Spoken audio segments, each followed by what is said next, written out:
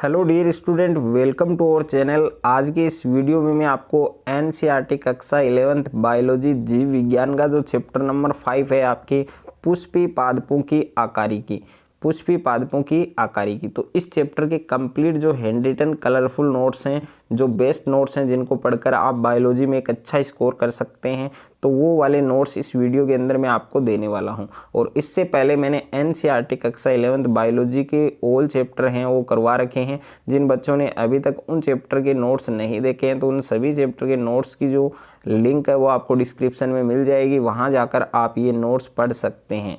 और अगर आपको ये नोट्स साथ साथ में लिखना है तो लिख सकते हैं। और इन नोट्स का जो पीडीएफ है वो आपको कैसे मिलेगा, पीडीएफ आप कहाँ से ले सकते हैं, तो इसका पूरा प्रोसेस आपको डिस्क्रिप्शन में मिल जाएगा और इस वीडियो में भी आपको बताया जाएगा। तो वीडियो को आपको अंत तक देखना है।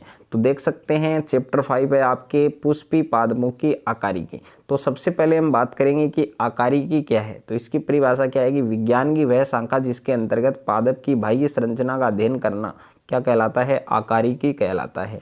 और आकारिकी आप देख सकते हैं, इसके इंग्लिश वर्ड देख सकते हैं, अर्थात पादप के विविध बाह्य लक्षणों का अध्ययन किया जाता है, उसे हम आकारिकी कहते हैं।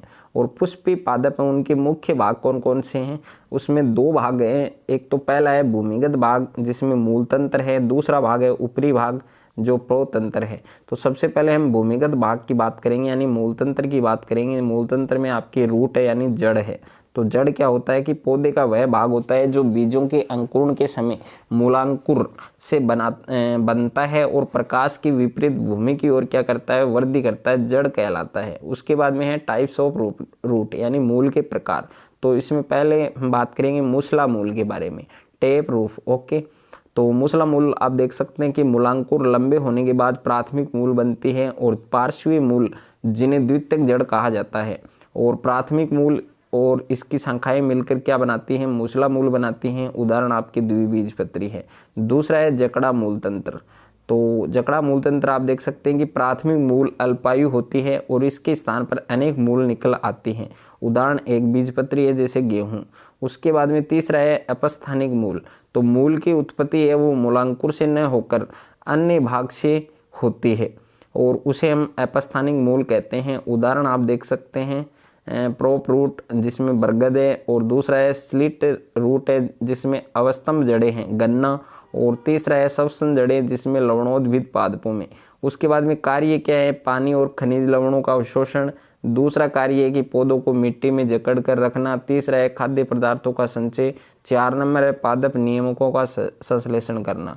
उसके बाद में है मूल के क्षेत्र। तो मूल के क्षेत्र हैं सामान्यतः 5 क्षेत्र होते हैं जिसमें पहला है मूलगोप या केलिस्ट्रा, दूसरा है विभज्योतक, और उसके बाद में तीसरा है आपके कोसा दीर्घीकरण क्षेत्र।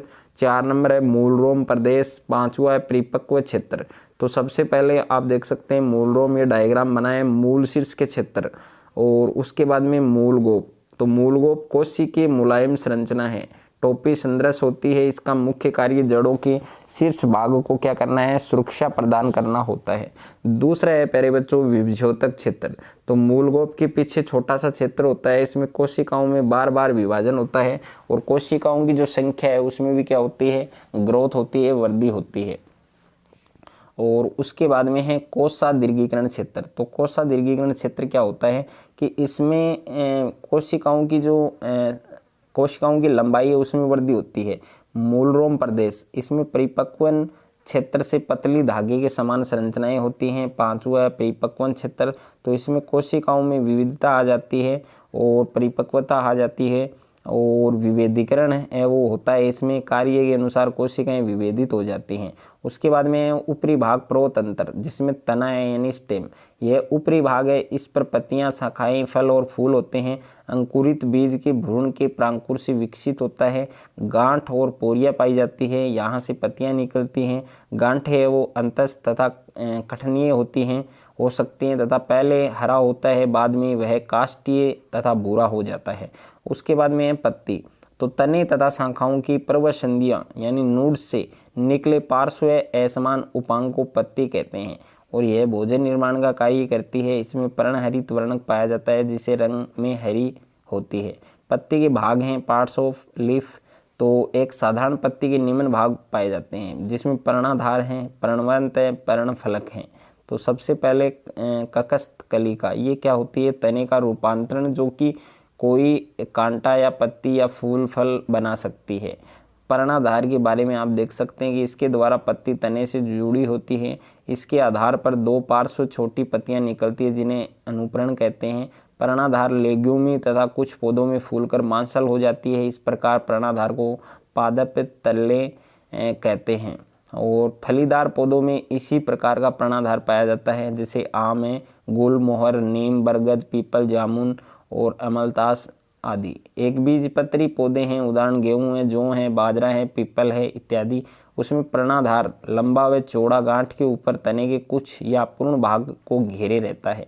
पर्णवंत आप देख सकते हैं, पर्णवंत पत्ती का वह भाग माना जाता है जिसकी सहायता से यह तने से जुड़ती है, अर्थात पत्ती में पर्णाधार से ऊपर का जो बेलनाकार भाग है वो पर्णवंत कहलाता है। जिन पत्तियों में पर्णवंत पाया जाता है उन्हें संवृंती और जिनमें नहीं पाया जाता उन्हें अवृंती कहते हैं।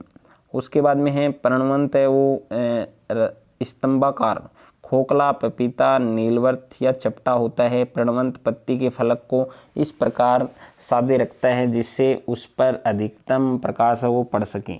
उसके बाद में है लंबा, पतला, लचीला पर्णवंत स्त्रिका को हवा में हिलता रहता है ताकि यहाँ से ताज़ी हवा पत्ती को मिलती रहे। उसके बाद में है पर्णफलक, तो स्त्रिका पत्ती का हैरा तथा फैला हुआ भाग है जिसमें सिराएं और सिरिकाएं होती हैं और इसमें एक सुस्पष्ट सिरा होता है जिसे मध्य सिरा कहते हैं। सिराएं हैं वो पत्ती को दृढ़ता प्रदान करती हैं। पानी, खनिज लवण, भोजन के स्थानांतरण के लिए नलिकाओं के समान कार्य करती हैं और विभिन्न पौधों में स्त्रिका की आकृति, उसके सिरे, चोटी, सतह और कटाव में क्या होती है? विभिन्नता होती है। उसके बाद में है सीरा विन्यास, तो सीरा विन्यास आप देख सकते हैं कि पत्ती पर सीरा तथा सिरिकाओं के विन्यास को सीरा विन्यास कहते हैं। ये दो प्रकार का हो सकता है जिसमें पहला है जालिकावत और दूसरा है समांतर सीरा विन्यास। तो जालिकावत क्या होता है? जब सिरिकाएं स्त्रिका पर एक जाल सा बनाती हैं, उदाहरण है इसके द्विबीजपत्री पौधे। समांतर सीरा विन्यास क्या होता है? यह प्राय द्विबीजपत्री पौधों में मिलता है, उदाहरण है एक बीजपत्री पौधे। पत्ती के प्रकार देख सकते हैं, पर्णफलक कटाव के आधार पर पत्ती वो दो प्रकार की होती है। सरल पत्ती, तो सरल पत्ती क्या होती है? इसमें पत्र फलक विभाजित नहीं होता है या विभाजित होने के बाद कटाव मध्य सिरा तक नहीं जाता, जिसके कारण फलक एक ही दिखाई देती है, उदाहरण है आम, जामुन, पपीता। उसके बाद में है संयुक्त पत्ती, इसमें पत्र फलक का कटाव मध्य सिरा तक जाता है, पत्र फलक कई पालियों में विभाजित हो जाता है और विभाजित पर्णक है वो फलक को पर्णक कहते हैं, उदाहरण है नीम, गुलाब, सेमल, इमली आदि। उसके बाद में है सरल और संयुक्त पत्तियां दोनों में पर्णवंत के कक्ष में कली होती हैं, लेकिन संयुक्त पत्ती के पत्रकों के कक्ष में कली नहीं होती। संयुक्त पत्तियां है वो दो प्रकार की होती हैं, पिच्छाकार संयुक्त पत्तियां और हस्ताकार संयुक्त पत्तियां, जिसके उदाहरण नीम और सिल्क कॉटन हैं। और यहाँ पर आप देख सकते हैं पर्ण विन्यास के बारे में देख सकते हैं। पर्ण विन्यास क्या होता है? तने अथवा शाखा पर पत्तियों के विन्यस्त रहने के क्रम को पर्ण विन्यास कहते हैं। पर्ण विन्यास के प्रकार देख सकते हैं, एकांतर है, सम्मुख है और चक्राधार है।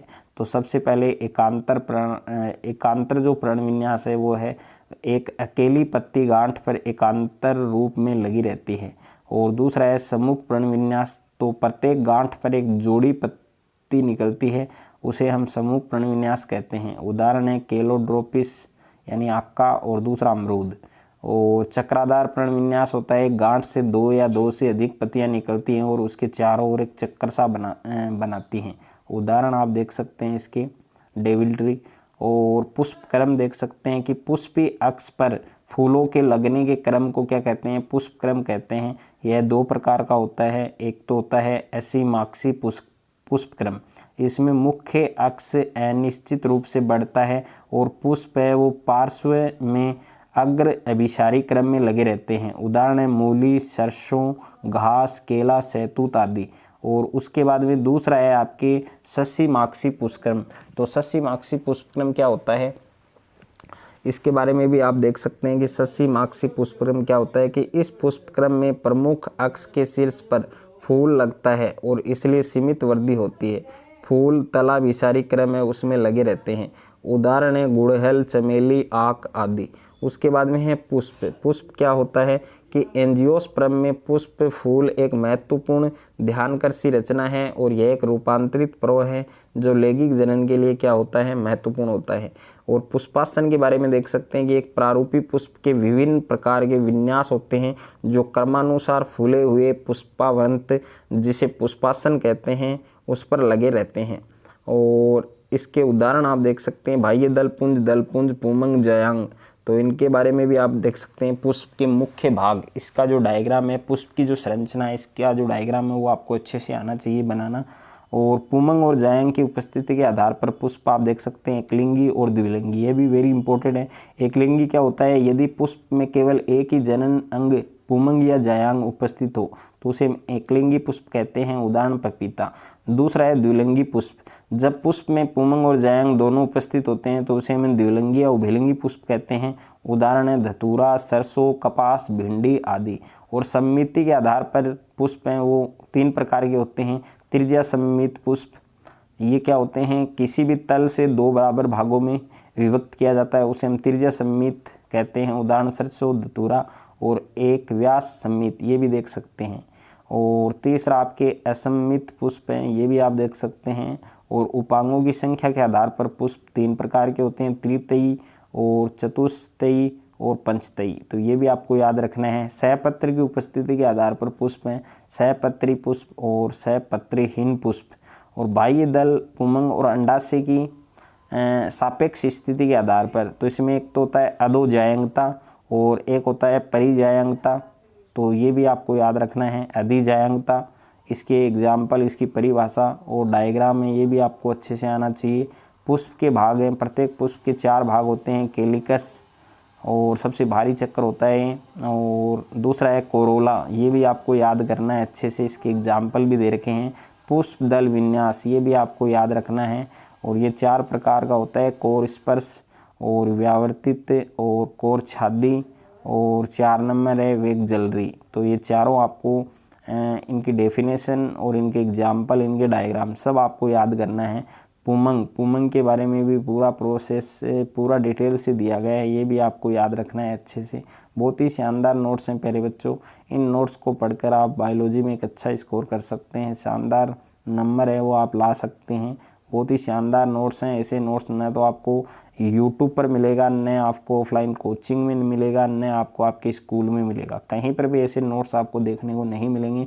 बहुत ही शानदार तरीके से इन नोट्स को हमने बनाया है और एक भी पॉइंट्स इन नोट्स में हमने नहीं छोड़ा है, सारी चीज़ों को हमने इंक्लूड किया है। तो अच्छे से आपको याद करना है। और इसके अलावा आपको इन नोट्स के अलावा आपको कोई बुक पढ़ने की आवश्यकता नहीं होगी। तो वीडियो को आपको लास्ट तक देखना है। और अगर आपको ये नोट्स परचेज़ करने हैं तो इसका पूरा जो प्रोसेस है वो आपको डिस्क्रिप्शन में मिल जाएगा, वहाँ जाकर आप ये नोट्स परचेज़ कर सकते हैं।